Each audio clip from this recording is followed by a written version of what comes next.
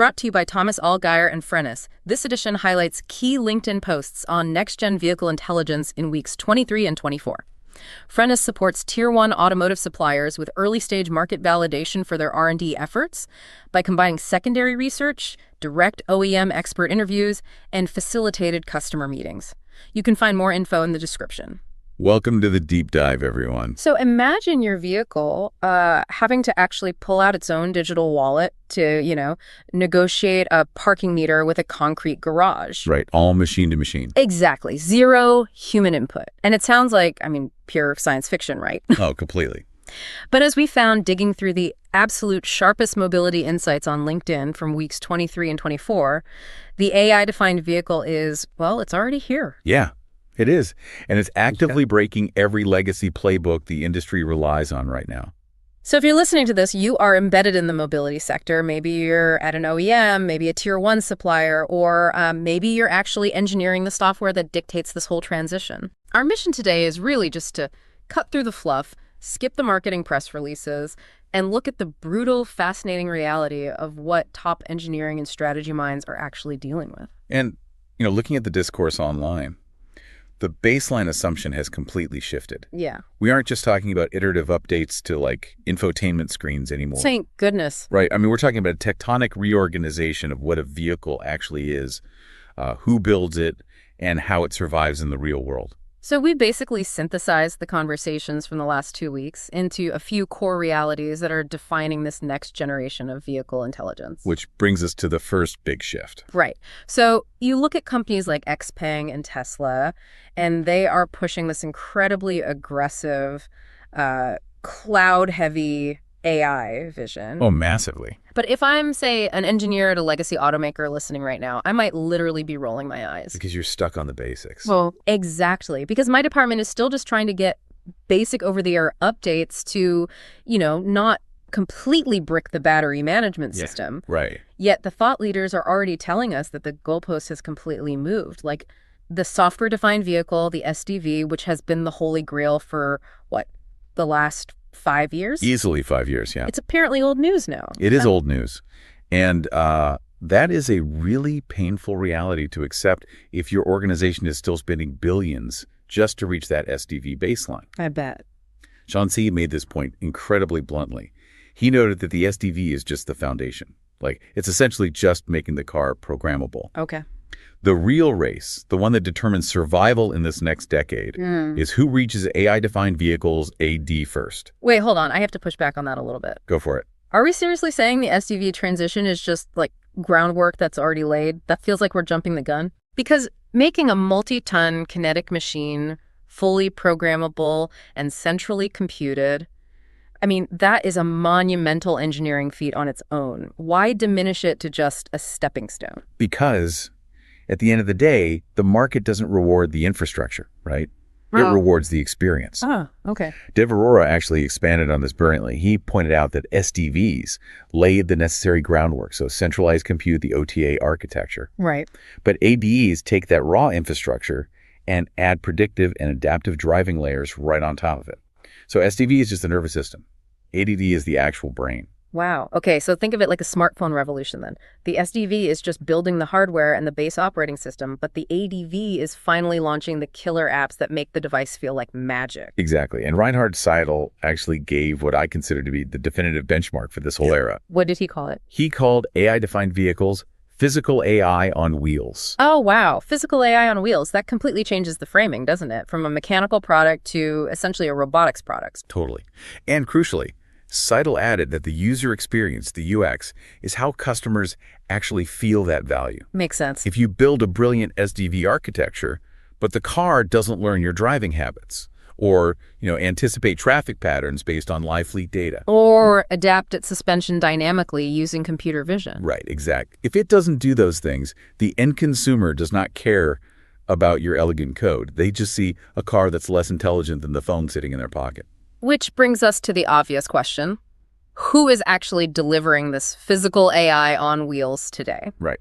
So Benjamin Levith, looked at this sequential race, moving from traditional electrical architecture to SDV to the ADV, and he noted that Tesla and XPeng are currently leading the pack by a pretty wide margin. Oh, absolutely. They have a massive architectural head start. But there's a really interesting geopolitical mechanism underneath this that we have to acknowledge. You brought up XPeng, and that ties directly into a major strategic move that Stephen Ma highlighted. Oh, right, with Nissan. Yeah. He noted that Nissan is explicitly making China a global innovation and export hub for their ADV vision. And we really have to look at the mechanism of why Nissan is doing that. I mean, it isn't just about cheap manufacturing anymore. Not at all. It is about the speed of the ecosystem. Yeah. If you want to build an AI-defined vehicle, you have to be deeply embedded in a localized supply chain where the regulatory environment and the software talent honestly allow for ruthless, rapid iteration. Right. Legacy markets simply have too much baggage and sequential testing to keep up with the AI iteration cycles happening in regions like China right now. Yeah, the clock speed is just totally different. Okay, so the vision is clear, right? Cloud-native, predictive machines iterating at breakneck speed. Sounds great on paper. It sounds limitless when we talk about software models living in the cloud. Yeah. But if I am a hardware engineer, I am literally screaming at my dashboard right now. Oh, for sure. Because we cannot ignore the physical reality of the vehicle. You can't just shove a massive data center inside a metal box, park it in the Arizona sun, and expect it to run perfectly. And that is the ultimate bottleneck. It is not a lack of vision from the software teams. It's the physical constraints of the real world pushing back incredibly hard against that vision. Which brings up a quote from H. Manguino that has been stuck in my head all week. It's just the ultimate reality check for this entire industry. What did he say? He wrote, "Thermal limits, not silicon, are throttling next-gen automotive AI. You cannot OTA cooling." Yeah, let that sit for a second. Cannot OTA cooling. It's so good. We are just so obsessed with over-the-air updates, fixing every single engineering oversight, but thermodynamics do not care about your software patch. Right. If a chip melts down trying to run some predictive computer vision model at 80 miles per hour, no line of code is going to cool it off. Yep. So I really want to dig into the physics of this. We talk constantly about processing power, the newest chips, tera operations per second. But how exactly does edge compute heat generation actively ruin these utopian ADV plans? Well, think about the physical demands. Yeah. To run physical AI on wheels locally on the edge, because let's face it, you can't rely on cloud latency for critical driving decisions. Yeah. You need immense compute. You do? And these AI models draw massive power. Massive power generates massive heat. Right. If you don't engineer liquid cooling or advanced thermal management from literally day one, your chip gets too hot. And what happens when a chip gets too hot? It throttles. It throttles its performance to save itself. Yeah. So right when your vehicle is navigating a complex, high-temperature environment and needs maximum intelligence. The thermal limits throttle the processor. Yeah. And your highly touted AI-defined vehicle suddenly loses its brain power in real time. Wow. So the hardware architecture has to fundamentally change just to support the heat of the software. Yep. But you've argued before that as hard as the physics are, the human and organizational limits are actually worse. Oh, they absolutely are. Because thermal limits are, at the end of the day, an engineering physics problem. We know how to solve those with enough time and money. Right. Human limits are a structural problem. Aniruddha Dorlo issued this really stark warning to the industry that we saw echoing across multiple posts last week. Yeah, I saw that. He said, you cannot build a software-defined vehicle with a hardware-defined organization. Man, if you are a software engineer at a tier 1 listening right now, you know exactly what he means. Your code is directly mirroring your broken organizational chart. Totally. This is basically Conway's law in action, which Sushama M. applied perfectly to automotive. Remind me how she framed it. So we all know Conway's law, right? Yeah. The idea that systems mirror the communication structures of the organizations that build them. Right, right. Well, Sushama pointed out that legacy SDV architecture perfectly reflects a siloed engineering org. Like, if your powertrain team sits on a different floor and fundamentally distrusts the infotainment team, your vehicle software will be permanently siloed. And you end up with, 80 separate electronic control units doing completely redundant tasks. Exactly. Simply because the humans managing those domains refuse to collaborate on a single centralized compute node. It's wild. But the friction actually goes deeper than just office politics. Nevzat Eshenyala concluded that the industry is not actually facing a software problem at all. Really? What is it then? He argues it is facing an architecture contract problem. Oh, I love this point. We all know the legacy nightmare of black box tier 1 procurement. You buy a braking system and it's completely legally locked down. Exactly. It's like trying to hire a symphony orchestra, but your legal department forces you to write separate, ironclad contracts with every single violinist and cellist. Forbidding them from looking at each other's sheet music. Or taking cues from the conductor. You get noise, not music. In an AI-defined vehicle, the suspension needs to talk to the brakes based on a camera feed processing a pothole in milliseconds. Yeah. If your legacy procurement process legally forbids that deep software integration because of intellectual property silos, the contract is literally destroying the vehicle's architecture. Wow. The way you write the legal agreement directly limits the intelligence of the car. That is a staggering blind spot. I mean, we are trying to build an AV, but the lawyers are still buying parts for a 2010 sedan. Exactly. Okay, so if physical cooling is hitting a ceiling and rigid, old-school org charts and legal contracts are legally forbidding integration, how does any legacy automaker actually speed up development to survive this transition? It's tough. Because if China is iterating as fast as we discussed earlier, the clock is seriously ticking. Well, the only way out of that trap is virtualization and completely abandoning the whole do-it-all-yourself model. Hanno Wolf laid out the core mandate for the entire industry moving forward. Which was? He said, build virtual, test virtual, iterate fast. And the data points backing up that mandate are just wild. Steve Greenfield pointed out that Nissan is having their vehicle development time down to just 30 months using AI across design and testing. Having development time. Yeah. We need to look at the mechanism there. How does virtual testing actually shave literally years off a timeline? Well, it fundamentally changes the sequence of engineering. Yeah. You know, you aren't building a physical clay model, putting it in a physical wind tunnel, realizing the side mirror placement causes drag or blocks a LiDAR sensor. And then going back to the drawing board for 6 months. Exactly. You simulate the airflow, the thermal dynamics, and the sensor field of view simultaneously in a digital twin. You find the failure points before a single piece of metal is even stamped. And Ukpom brought up a statistic that really grounds this reality. He noted that the AWS Bosch Workbench is now validating 80% of mobility software virtually. 80%. Think about the implications of that for a software engineer. You are no longer waiting 6 months for a physical prototype to be built just so you can flash your code onto it and see if the brakes work with your algorithm. Right. You are testing it thousands of times overnight in the cloud. But here's the catch. You cannot achieve that level of virtual validation in a vacuum. True. Erkendies stated very clearly that vehicle testing is simply too complex to insource fully now.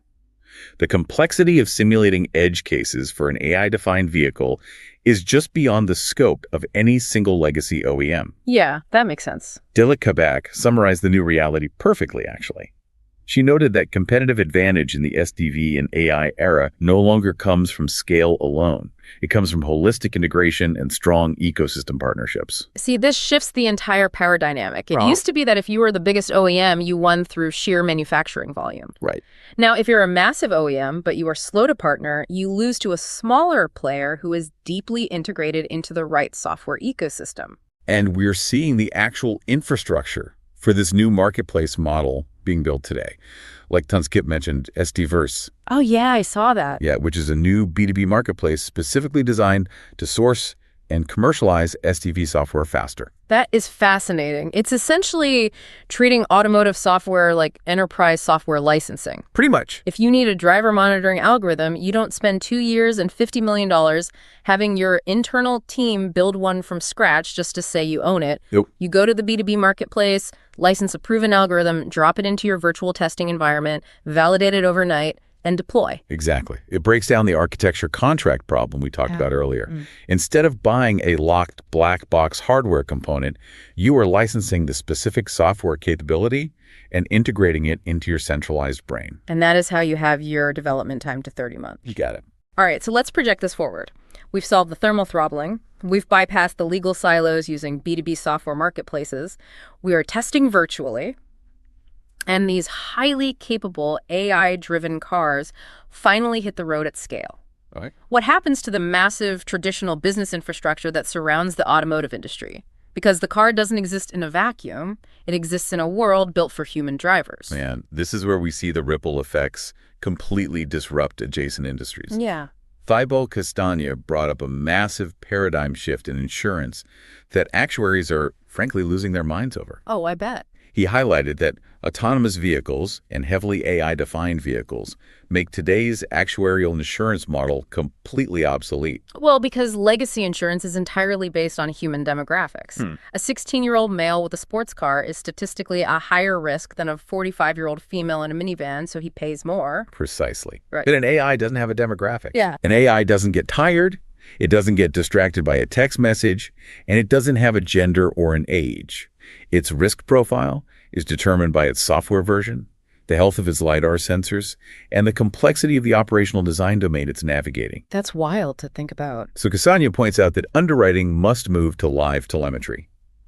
You aren't ensuring the historical demographic of the owner, you are ensuring the real-time performance of the system. And if the system pushes like a faulty OTA update that degrades sensor fusion by 2%, the premium dynamically adjusts that exact afternoon. Yeah. That completely destroys the legacy insurance business model. Yeah. And speaking of destroying legacy models, we have to talk about the hook from the top of the show. The parking. Yes. Harry Campbell brought up a hyper-specific logistical reality of autonomous vehicles that sounds funny until you realize the massive infrastructure challenge it presents. Autonomous vehicles are going to have to pay for their own parking. It highlights a major blind spot in how we think about autonomy. We always focus on the driving, but cars spend, 95% of their lives parked? Right. If you take an empty Mobi taxi to the airport and it drops you off, it can't just circle the terminal infinitely. It has to go wait somewhere. Right. It has to pull into a private garage, negotiate a rate, and pay the meter. Campbell notes that machine-to-machine payments are finally making this possible. Just API to API. Exactly. The vehicle's digital wallet communicates directly with the parking structure's API. No humans involved. And we need to ground this in the commercial reality of today because it is very easy to dismiss this as just future casting.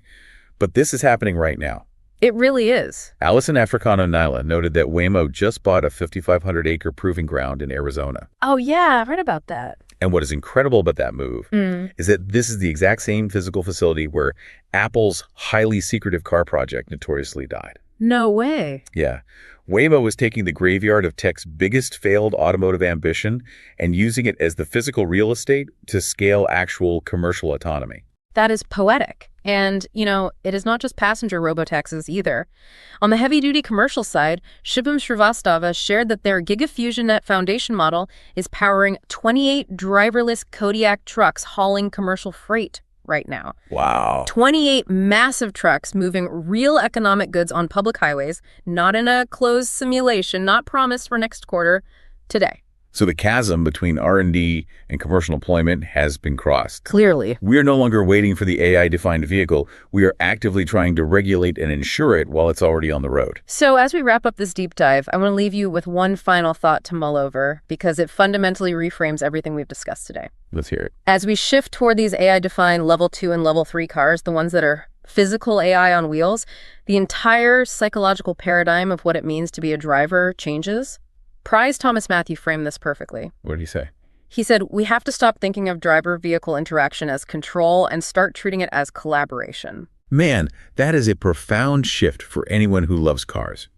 For a century, the vehicle has been a mechanical tool that you actively dominate and control. Yep. Now, you are no longer operating a machine, you are teaming up with an intelligent agent. The AI is supervising the complex environment, and you are supervising the AI's high-level decision-making. It's a partnership. Yeah. You are the conductor, and the AI is that incredibly capable symphony orchestra we talked about earlier. Exactly. If you enjoyed this episode, new episodes drop every 2 weeks. Also check out our other editions on electrification and battery technology, future mobility and market evolution, and commercial fleet insights. Thanks for listening. Thank you so much for joining us and giving us your time today. Make sure you hit subscribe on your feed so you don't miss the next one. Keep innovating, and we'll see you next time.